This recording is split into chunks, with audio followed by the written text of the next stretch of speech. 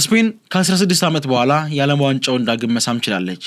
ይህ አስደናቂ የፍጻሜ ጨዋታ እንዴት ነበረ? አጠቃላይ የ39 ቀናት የዓለም ዋንጫ ጉዟቶች ምን ይመስሉ ነበር የሚሉት እነማን ምን ያሉ ስለዚህ የዓለም ዋንጫ የሚለውን ዝርዝር ጉዳዮች የምንመለከት ነው የሚሆነው። የምታደምጡት የገበያ ስፖርት የሰኞ ማለዳ የሐምሌ 13 ስፖርታዊ መረጃዎቻችንን ነው። እስከ ፍጻሜ ድረስ አብራችሁ እንድትቆዩ ይጋበዝኳችሁ። ሮቤል አብርሃም ደግሞ ከእናንተ ጋር ቆይታን የማደርግ ነው የሚሆነው። አብራችሁን ቆዩ።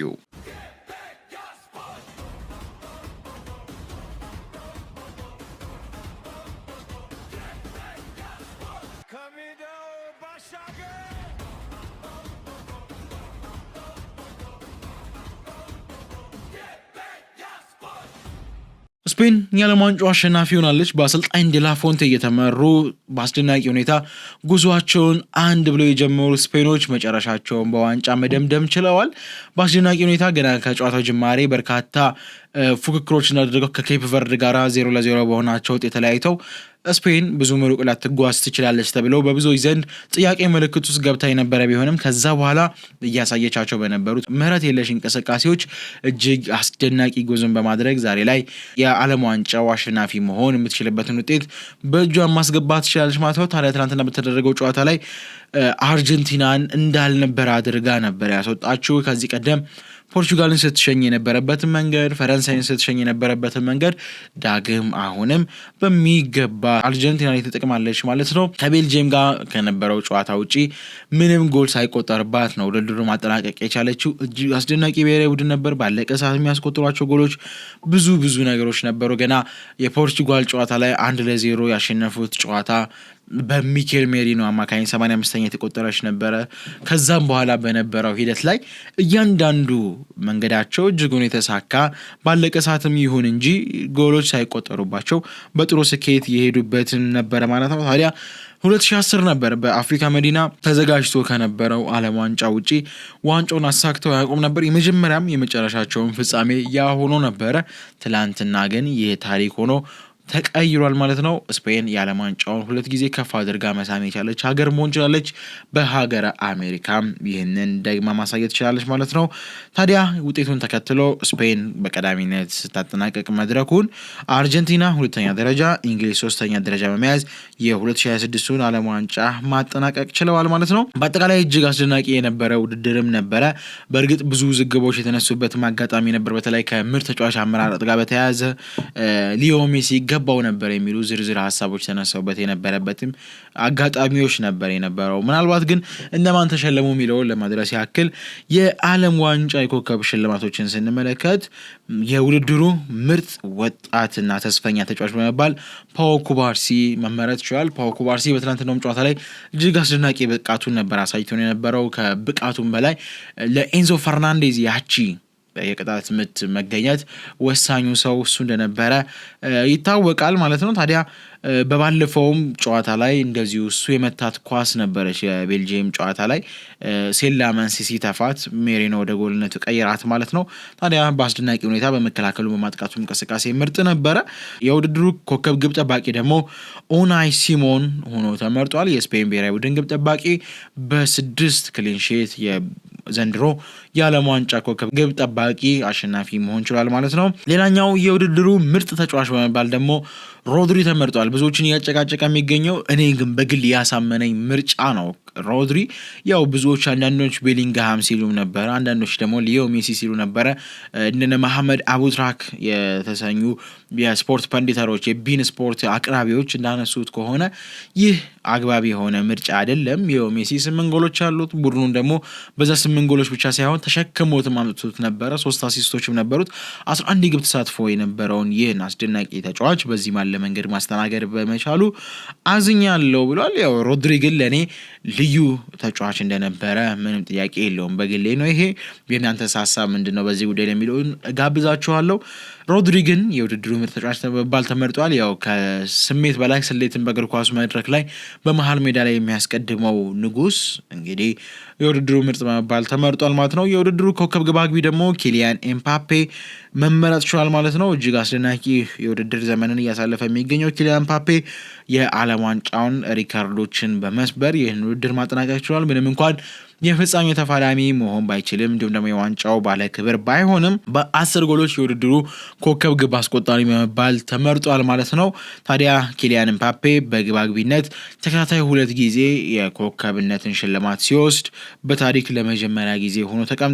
ተከታታይ 2 ዓመት የወሰደ እሱም ብቻ አይደለም፣ በዓለም ዋንጫ ያስቆጠራቸውን ጎሎች 22 አድርሷል። በ2018 የዓለም ዋንጫ ኪሊያን ምባፔ 4 ጎሎችን ነበር ማስቆጠር የቻለው። ከዛም በኋላ በነበረው 2022 ዓለም ዋንጫ ላይ 8 ጎሎችን ከመረብ በማሳረፍ ችሎ ነበረ። ታዲያ ዛሬ ላይ ደግሞ 10 ጎሎችን ባስቆጠረበት ዓለም ዋንጫ በድምሩ 22 አድርሶ የዓለም ዋንጫው የምንጊዜም ከፍተኛ ግብ አስቆጣሪነት ክብረ ወሰንን ከሊዮ ሜሲ መረከብ ችሏል ማለት ነው። ከቁጥሮች ጋር በተገናኙ እነዚህ ነጥቦች ካነሳን አይቀር ሌሎች ዝርዝር ጉዳዮች ከጨዋታው ጋር ተያይዞ የተሰጡ ሀሳብና አስተያየቶች ከአሰልጣኝ በኩል የተነዘሩ መልእክቶች ምንድን ነበር የሚሉትን እንመለከታለን። አብራችሁን ቆዩ። ገበያ ስፖርት ነው ያደመጣችሁ የሚገኘው። ሮቤል አብርሃም ደግሞ ፕሮግራሙን እናንተ ያቀረብኩላችሁ ገኝ ነኝ። አብራችሁን ቆዩ።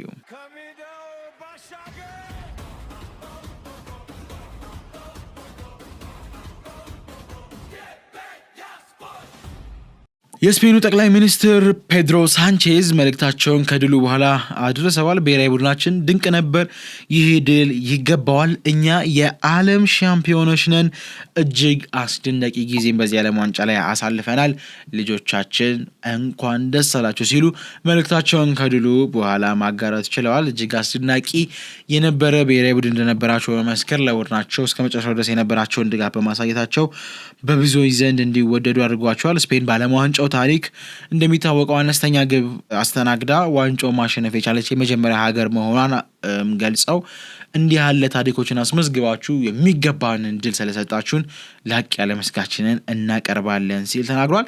ያው የአሸናፊነት ጎሏን ማስቆጠር የቻለው ፌራን ቶሬስ ደግሞ ከጨዋታው ጋር ተያይዞ ባነሳው ሀሳብ መሰረት ይህ ጎል ወይም ደግሞ ይህ ደስታ የኔ ስሜት ብቻ አይደለም የመላ የስፔን 47 ሚሊዮን ህዝብ በሙሉ ነው ሲል ተናግሯል።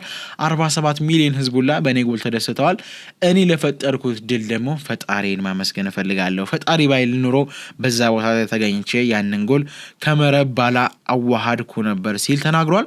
ታዲያ ፌራን ቶሬስ ተቀይሮ ገብቶ ቡድኑ ላይ የፈጠራቸው አስደናቂ ሚናዎች ብዙዎቻችን በስፋት ተመልክተነው ነበር ብዬ አስባለሁ። ሌላኛው የውድድሩ ምርጥ እና ተስፈኛ ተጫዋች ተብሎ የተመረጠው ፖው ኩባርሲም ከሜሲ ጋር መጫወት ትልቅ ኩራት ነው። ሳየው ይህ እውነት ነው ብዬ ራሴን የጠየቅኩት፣ ምክንያቱም እሱ ሲሸነፍ ማየት ያመኛል። እኔ ሜሲ አድናቂ ነኝ፣ ግን ዋንጫውን ስላሸነፍን በጣም ደስ ብሎኛል ሲል ተናግሯል ማለት ነው። ብዙዎችንም ልባቸውን የነካ አጋጣሚ ነበረ ማለት ነው። ሌላኛው ደግሞ ማንሳት ይጠበቅብናል ብዬ የማስበው የአርጀንቲናው ፕሬዚዳንትን ነው። እንግዲህ የአርጀንቲናው ፕሬዚዳንት ያው ከመቀመጫ ተነስቼ ከቤቴ ውጭ ሆኜ አርጀንቲናን ከተመለከትኳት ትሸነፋለች ብለው ነበረ። ታዲያ በቦታቸው ሆነው ነበር ወይ የሚለው የብዙዎች ጥያቄ ነበረ። እንግዲህ በአሁኑ አልሆነም፣ ለቀጣይ ግን ይሳካል። እስካሁን ላደረጋችሁልን ነገር ግን በህዝቡ ስም ምስጋና ለእናንተ ላቅ ያለ ነው ሲል ከባድ ምስጋናውን ችሏል። ሊዮኔል ስካሎኒም በተመሳሳይ በውጤቱ አዝነናል ሲል ነው ሀሳቡን የገለጸው። ጥሩ ለፍተን ነበር፣ እስከ መጨረሻው ድረስ ሰፋ ለመን ተግዳድረን ነበረ፣ ግን ዋንጫው ልናሳካው አልቻልንም። ግን እስከ መጨረሻው ድረስ ደግፉ ለነበሩ ደጋፊዎቻችን እንዲሁም ደግሞ ለተጫዋቾቼ እንዲሁም ደግሞ ለስታፍ አባላቶቼ በሙሉ ምስጋና የላቀ ነው። ለነበራችሁ ትብብር በሙሉ አመሰግናለሁ ሲል ተናግሯል ማለት ነው። አሰልጣኝ ዴላ ፎንቴን ደግሞ ስንመለከት ጨዋታውን በገዛ እጃችን ነው ያረዘም ነው። እርግጥ ነው ኤሚሊያኖ ማርቲኔዝ በጨዋታው የሚቀመስ አልነበረም። ጨዋታው ወደ ጭማሪ 30 እንዲገባ ያደረገው እሱ ነበር። ይሁን እንጂ በዚህ ዓለም ዋንጫ ላይ ከነበረን ጉዞ አንጻር በዚህ ትውልድ እንድንኮራ ስለተፈቀደልን ይህንን ጨዋታ ማሸነፍ ችለናል። ግን ጨዋታውን ቀድመን አለመጨረሳችን አሁንም ድረስ አናዶኛል ሲሉ ተናግረዋል። እንግዲህ አስቡት፣ ቡድናችሁ የዓለም ዋንጫ አሸናፊ ሆኖ ቀድመን አልጨረስንም በሚል ንዴቱ ስትገቡ እጅግ አስደናቂ ነው። እንደዚህ ያለ ሀገር ወዳድና ሀገር ፍቅር ያለ ስሜትን የማሸነፍ ሜንታሊቲን መጸናወት ማለት ነው። በትናንትናው ጨዋታ ላይ ግን ምን ታዘባችሁ? ስፔንና አርጀንቲና 0-0 ያጠናቀቁት መርሃ ግብር ብዙዎች እንደጠበቃችሁት ነበር ወይ? የፍጻሜው ጨዋታ በተለይ 2022 የኳታር ዓለም ዋንጫ የተመለከተ ሌሎች መሰል ዓለም ዋንጫዎችን የተመለከተ ይህ ጨዋታ እርግጥ ነው በብዙዎች ዘንድ የወዳጅነት ጨዋታ የሚመስል ቫይብ ነበረው፣ በተለይ ደግሞ ለባርሴሎናና ለአትሌቲኮ ማድሪድ ደጋፊዎች። ታዲያ ይህንን ጨዋታ በምን አይነት መንገድ ነው የተከታተላችሁት? ሊዮ ሜሲ እንደተጠበቀው ነበሩ በጨዋታው? በእርግጥ የመጨረሻዎቹ ደቂቃዎች ላይ የፈጠራቸው አስገራሚ እድሎች ነበሩ። 3 የተሳኩ ድሪብሎችን አድርጓል። ከዛ ውጪ ግን በዜሮ ተባስተው የተቀመጡ ቁጥሮች እንጂ የተለየ ነገር አልነበረውም። በአጠቃላይ በጨዋታ ሂደት ላይ ሊኖሩና ሊቀጥሉ የሚገባቸው ነገሮች ብላችሁ እናንተ ያስቀምጣችኋቸው ሀሳቦች ካሉ እናው ኮሜንት ሴክሽኑ ለእናንተ ነው። በጨዋታው እንቅስቃሴ ግን የነበሩ ሂደቶች እናንተ እንዴት ታዘባችኋቸው? ስፔን 20 ጎል ሙከራዎችን አድርጋ 11 ኢላማቸውን ሲጠብቁ 68% የኳስ ቁጥጥር የበላይነት ነበራት። አርጀንቲና በአንጻሩ ምናልባት የመጨረሻ ከሙከራዎቻቸው አጋጣሚዎች ውጪ ምንም የሚባል ሙከራዎችን አላደረገችም። 3 የመጨረሻ ሙከራዎችን አድርጋ ነበር። በተለይ ደግሞ የመጨረሻው የታግላፊኮ ያ ልብ ሰንጠቂ ኳስ ሊዮ ሜሲ እንደዛ ተማምቶ የሰጠውን ሳይጠቀምበት የቀረው አጋጣሚ ነበረ። ታዲያ የአርጀንቲናን አፈጻጸም እንዴት ተመለከታችሁት? ከነበረበት ተጠብቃበት ከነበረው ሂደት እንዴት ተመለከታችሁት የሚለው ነው። ሌላኛው ደግሞ ትኩረትን ስቦ የነበረውና አንድ መነጋገሪያ የነበረው የድሬክ ጉዳይ ይመስለኛል። ድሬክ ተቃራኒ ነው የሚሳካለት በ1.5 ሚሊዮን ዶላር ትናንትና በጠዋት የማለዳ ዜናችን ላይ አድርሻችሁ እንደነበረ ብዙዎችም ትችት ሲያደርጉ የነበረው ያንን ነበር። ድሬክ እገሌ ያሸንፋል ብሎ ሲወራረድ እገሌ ያሸንፋል ያለው ሳይሆን የሚያሸንፈው እሱ ለዋልወገንለት አካል ነበር። ለምሳሌ አሁን አርጀንቲና ታሸንፋለች ብሎ ገምቶ ነበረ፣ ስፔን አሸንፋለች። ከዚህ ቀደም አርሰናል ያሸንፋል ብሎ ፒኤስጂ ያሸንፋል መሰል እንደዚህ ያሉ 12 አጋጣሚዎች ነበሩትና ብዙዎች ድሬክ ትኬቱንም ቆርጧል ሲባል የነበረበት አጋጣሚ ይሄ ነበረ። አጠቃላይ ግን የአሜሪካ ለዋንጫ ለእናንተ እንዴት ነበረ? ዝርዝር ጉዳዮች ምናልባት በእኩለ ቀን ትንታኔያችን በመኮንን አልማው እንዲሁም ደግሞ በአመሻሽ መሰናዳችን በጋራ ወደ እናንተ ስለ ዓለም ዋንጫው ዝርዝር ጉዳዮች ይዘን እንመጣለን። የዓለም ዋንጫው እንዴት ነበር? ምን መልክ ነበረው? 104ቱ ጨዋታዎች በኦፍ በረር የምንቃኛቸው ነው የሚሆነው። አብራችሁ እንድትቆዩ ጋብዛችኋለሁ። አሁንም እያደመጣችሁ የሚገኘው ገበያ ስፖርት ነው። ከመሸጋገሪያ በኋላ ተመልሰን ስንገናኝ ዳግም ደግሞ ከዓለም ዋንጫው ጋር ተያይዘው የነበሩ ስጋቶች የተፈቱበትን መንገድ እናነሳለን። መልካም ቆይታ።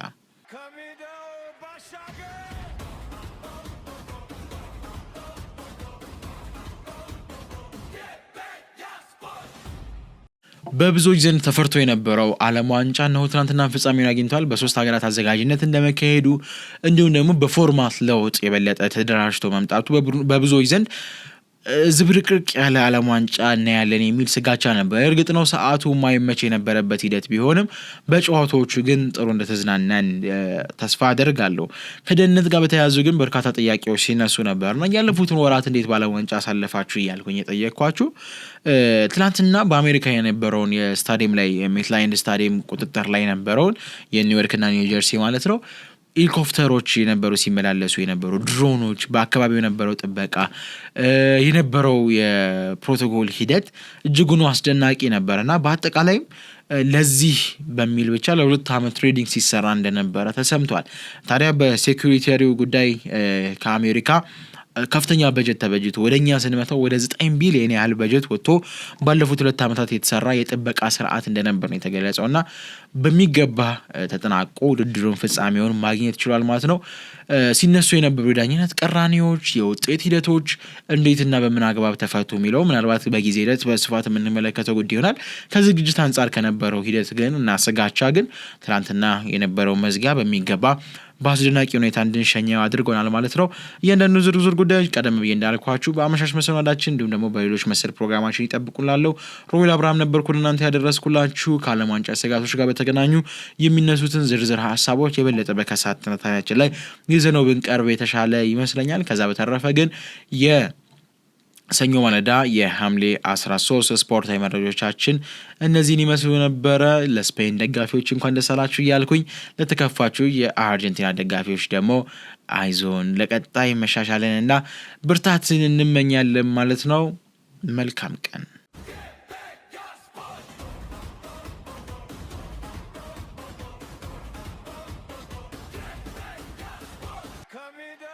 Bashaga!